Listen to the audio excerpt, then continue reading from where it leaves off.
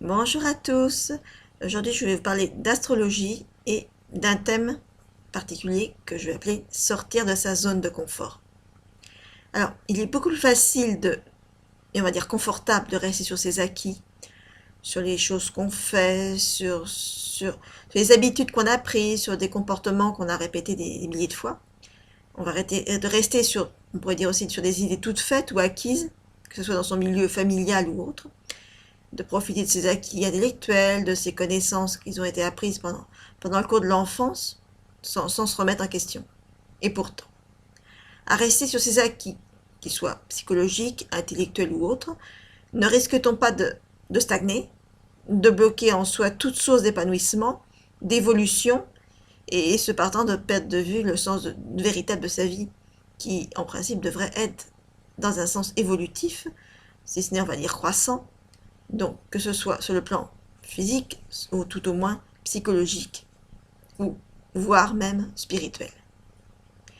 Mais sortir de sa zone de confort, qui vont être représentés par les atouts, on va dire positifs, des aspects faciles d'un thème natal, notamment, nécessite plusieurs qualités, plusieurs choses. Déjà, le goût de l'effort, l'aspiration vers un au-delà de soi-même, un dépassement qui se veut évolutif.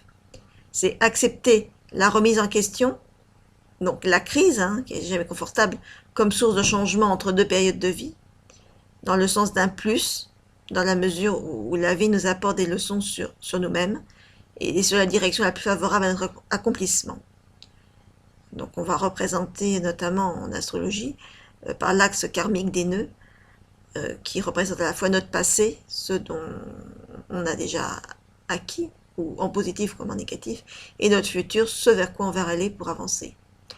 Donc, les erreurs ne doivent plus être réitérées, et on doit profiter en quelque sorte des potentiels du futur. C'est oser affronter avec courage et détermination les parties les plus sombres de sa personnalité pour, on va dire, les transcender. Alors, d'un côté, à travers la maison 8, pour être conscient, on va dire, du contenu dominant du problème, face à la maison 12, pour leur résolution dans un sens de libération. Et c'est peut-être une bonne nouvelle pour ceux qui ont un thème qui est complexe.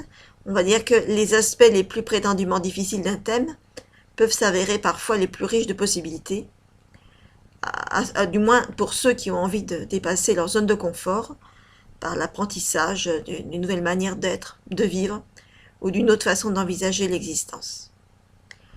Donc on pourrait dire beaucoup de choses, mais bien sûr, il faudrait regarder l'ensemble d'un thème natal. Voilà pour cette vidéo. Je vous invite à liker la vidéo et à vous abonner si c'est déjà fait. Au revoir, à une prochaine vidéo.